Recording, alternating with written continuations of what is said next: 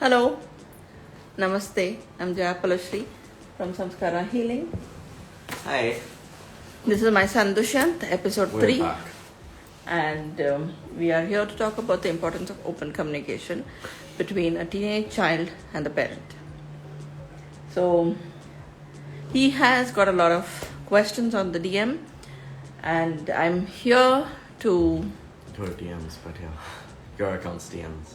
Yes, but let's kind of focus and see how and what we can do and how we would be able to help. So, Hi, what's that name? How do you pronounce that? can we Someone get said to hi. the point Say and Someone said let's move forward? Yes, we will speak, but let us Okay. move on to the progress.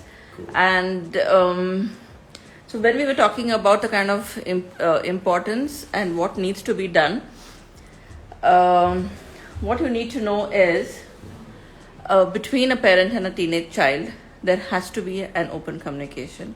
And yes, a parent remains a parent, but still you have to move forward to becoming a friend too, and be there for your child in whichever way possible. The fear factor is always there,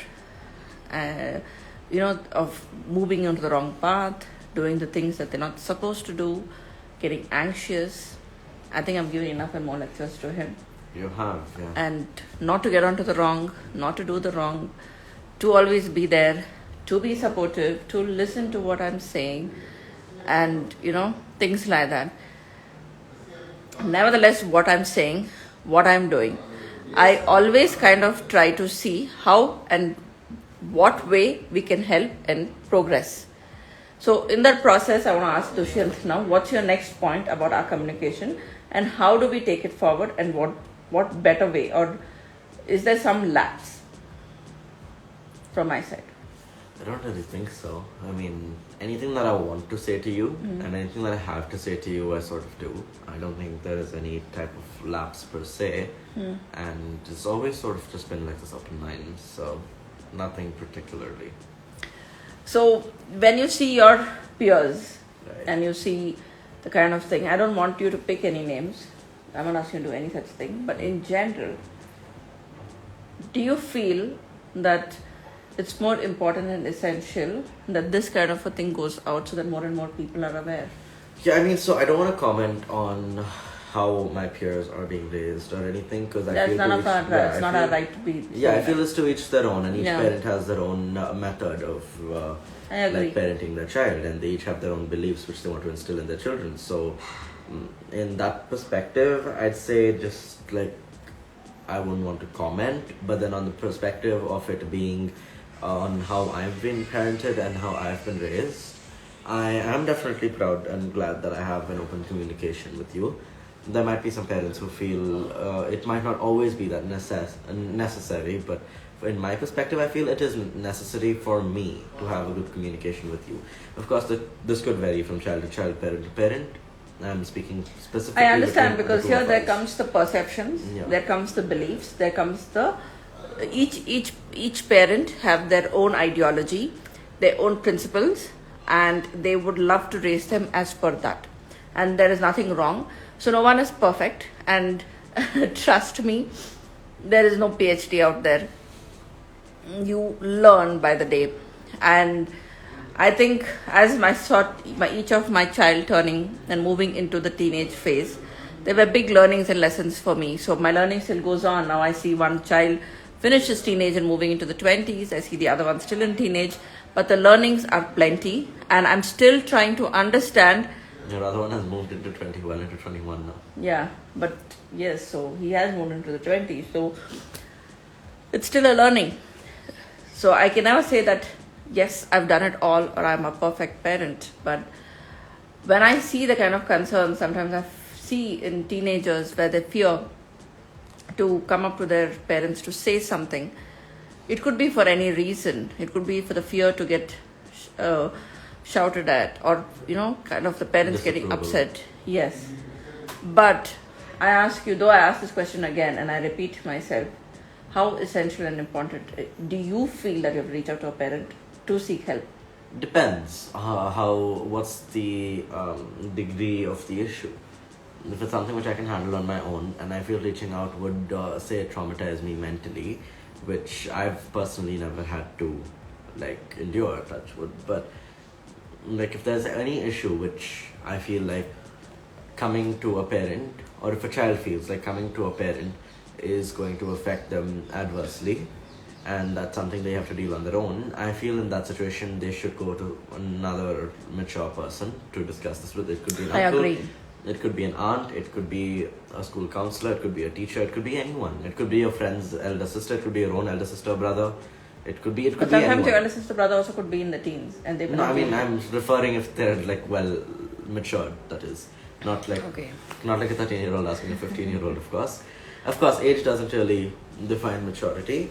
Of course, age doesn't define maturity. Yeah, and I feel if the degree is something severe and parent intervention is required, the child fighting this on his or her own is sort of negative in a way, because you never know which direction the child's going to go in, and that's when they really need a parent's guidance, because the parent has probably experienced that before.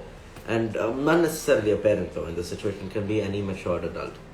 So the reason why I asked you this question is, today I would like to talk about, yes, we were speaking about communication, but on the aspects of being bullied. Mm-hmm. You could get bullied in various places. You could get bullied in your own community. You could get bullied in school, by your peers. There could be umpteen number of ways where you could get. Yeah, community, neighborhood, whatever it is. Your neighborhood, your apartment, your area, you're in the bus, anywhere. You could get bullied. And many kids get targeted. And they go through one thing or the other, one way or the other. Groups, basically. So, at a time like that, how important do you feel Again, that depends on the degree. No, again, this depends on the degree, If but I understand that sometimes there which, may be a lapse of communication. I understand. No, lapse of communication. But don't you feel it is important for the parent to know? Yes, because fair enough. My argument will be for you is, no matter how strict a parent is or how disciplined and principled a parent is, a parent will know what's best for their own child, right? Not necessarily. It depends. Of course, no, I beg to differ on this. What I'm saying is, what if it's an abusive parent? Like, you're speaking in the case of it being a healthy parent, like child relationship. I'm speaking on the point of a healthy parent. But I'm saying, what if it's an abusive parent? So you can't always say that for every kid. See, if it is an abusive parent and if he or she is going through something at home, then they social security, but we in India we'll have to go to a counselor, or there are helplines to go and reach out. And in abuse they sort of have to go to a helpline legally. Yes, and seek help. But I'm talking about normal scenario, normal homes. I'm giving both examples, but I'm just talking in. Okay, sorry, I'm not supposed to use the word normal for my son. I'm really sorry. I'm just talking in a general scenario. General is fine. Yeah, general is. Sorry. So general common scenario. I'm sorry. Please take that out. I've said that. Okay. So, in a thing where everyone's fine, but yet the parent is strict. Mm-hmm.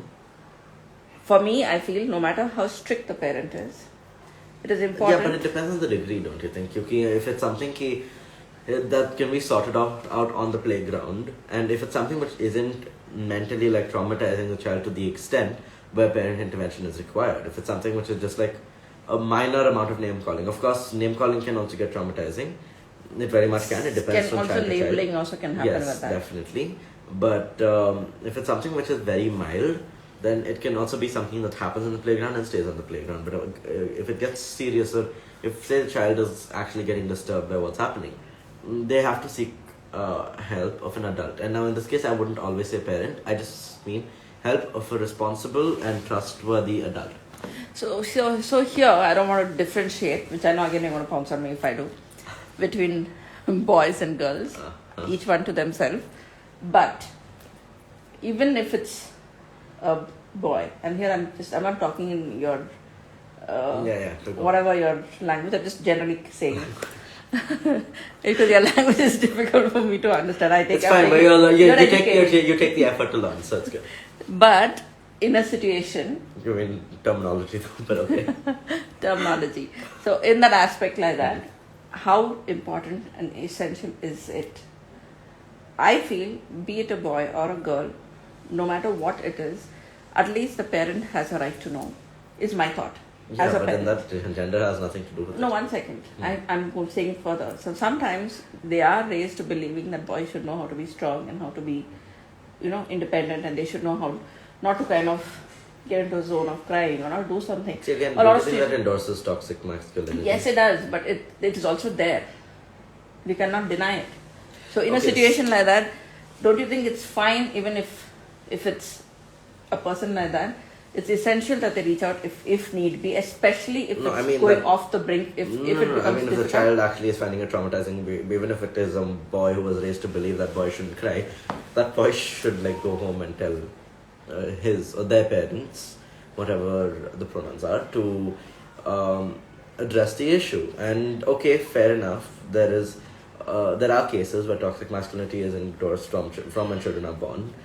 There are cases like simple stuff, as simple as I mean, if I'm boiling it down to the basics, as simple as boys shouldn't wear nail polish, boys can't wear dress, boys can't play with Barbie dolls, boys can't wear pink. Yeah, these are things that we're not supposed to be Yeah, saying. I mean, It's- but if it still has happened in many homes, like boys can't wear pink. I've personally witnessed like a case where I've seen someone telling the child saying, "Don't wear pink." And I'm Okay, just like, but okay, it what so does that have to do with happens that even when I carried both of you, when I went to the shops, they asked, "Do you want pink or blue?" But I just Yeah. took neutral colors because I didn't Fair know. enough. No, I but didn't that's know because what. you didn't know if we were a girl or a boy. Yes. I mean, a male or a female, of the male or female sex when we were But yeah, born. actually, but on that note, let me also say, there are many men who wear pink and look very nice.